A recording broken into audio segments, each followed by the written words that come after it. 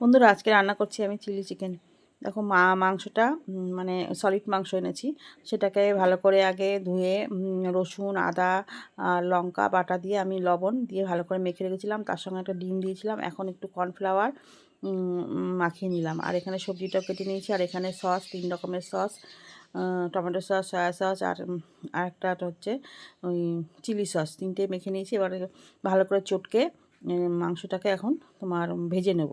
দেখো, লাল লাল করে খুব সুন্দর করে ভেজে নিয়েছি। ভেজে নেওয়ার পরে এই যে তুলে নিচ্ছি। আর মাংসটাকে যদি ম্যারিনেট করে আগে মাখিয়ে রাখো বেশিক্ষণ হলে কিন্তু খেতে মাংসটা বেশি সুন্দর হয়। আর এখানে দিয়ে দিলাম একটু রসুন কুচি আর কাঁচা লঙ্কা কুচি। তারপরে এই যে সবজিগুলোকে দিয়ে দিলাম। সবজিগুলোকে দিয়ে একটু একটু ভেজে নেব। দেওয়ার পরে একটু লবণ দিয়ে দিলাম। যদিও চিলি চিকেন সবাই এখন রান্না করতে জানো, তবুও আমি যেভাবে রান্না করছি সেভাবেই তোমাদেরকে একটু দেখাচ্ছি, যেহেতু এটা আমার কাজ। তাই তারপরে সসটা দিয়ে দিলাম, দিয়ে একটু জল দিয়ে ভালো করে নেড়ে চেড়ে মাংসটাকেও দিয়ে দিলাম। আর মাংসটা একদম আস্তে আস্তে গ্যাস কমিয়ে কমিয়ে ভাজতে হবে, নাহলে ভেতরে কাঁচা থাকবে আর ওপরটা পুড়ে যাবে। তাই আমি আস্তে আস্তে ওটাকে ভেজেছি। প্রায় সিদ্ধ হয়ে গেছে। এবার একটু জল দিয়ে দিলাম। দেওয়ার পরে এই যে কর্নফ্লাওয়ার, 1 চামচি কর্নফ্লাওয়ার গুলে রেখেছিলাম, ওটাকে এখন দিয়ে দেবো। আর লবণ, মিষ্টি, একটু তো মিষ্টি দিতেই হয়।